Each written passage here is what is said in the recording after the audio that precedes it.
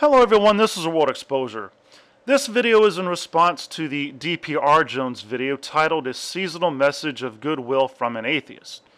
Now as a Christian, I actually found it to be a very interesting and edifying message that shows us how technology has advanced throughout the past decades since the 1960s.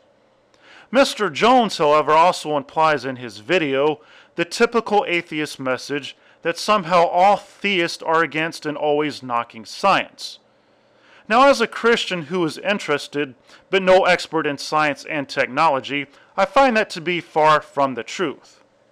My own brother-in-law is a devoted Christian and very involved in his church, yet he is a science teacher at a middle school, and I have never heard him once complain about any of the curriculum that they are teaching in any of the schools.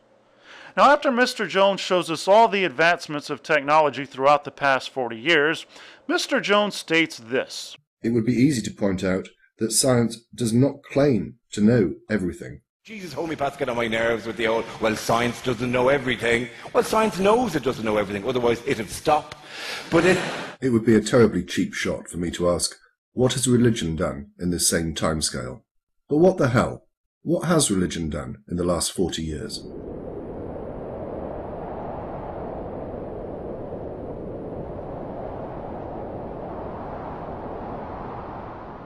Well, let me see if I can help. The Vatican has declared a few more miracles to have taken place at Lourdes. And...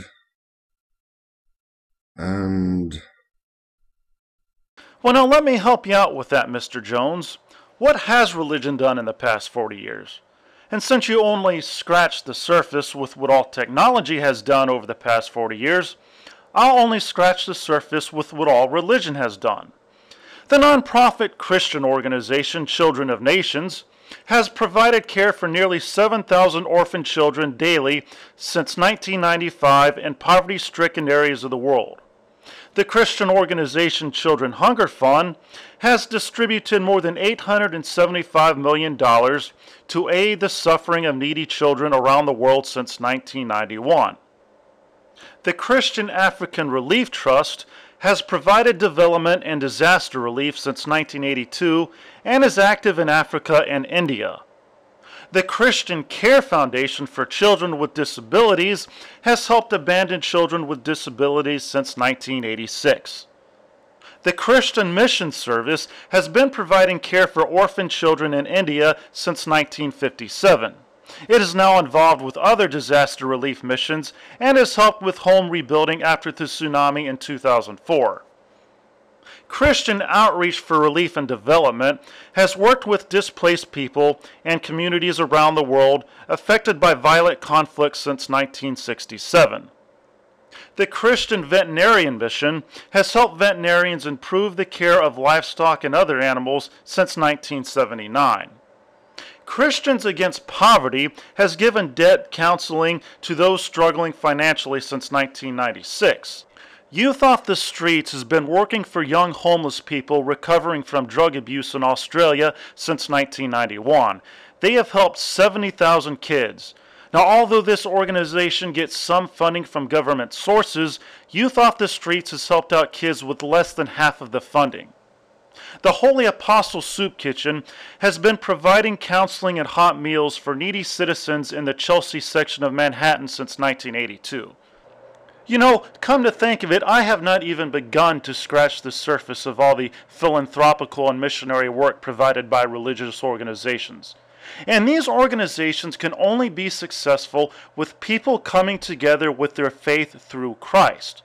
So my question to you, Mr. Jones, is not so much about what government-funded technology has done, but what have atheists done?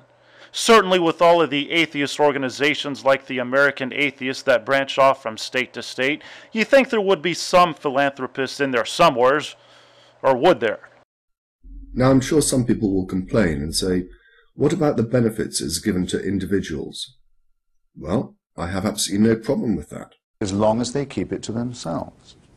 As long as they don't try and make me believe it, as long as they don't try and have it taught in schools, as long as they don't want the government to subsidize it, as long as they don't want to block scientific research in its name, or because of it, then that's fine, as Thomas Jefferson said. I don't mind if my neighbor believes in one God or 15 gods. It neither picks my pocket nor breaks my leg, as long as he or she leaves me alone. I don't want to even have to know what they think. But will they requite this bargain? Of course not. Of course not. It doesn't really make them happy. They can't be happy till everyone else believes it too. And that's sinister, in my opinion, and creepy. Now, don't get me wrong, I understand there are many problems with organized religion in the world today, but much of that has to do with the degeneration of global society who makes up these religions. But from my video, you can see there is still much good with religion in the world today. Anyway, happy holidays, and I wish you all the best in the new year. And since I don't believe science should ever be considered opposite of religion, I will leave you with the Bible scripture, John 15, verse 5, that astronaut Buzz Aldrin read while taking communion when they first landed on the moon. I am the vine and you are the branches. Whoever remains with me and I with him will bear much fruit, for you can do nothing without me.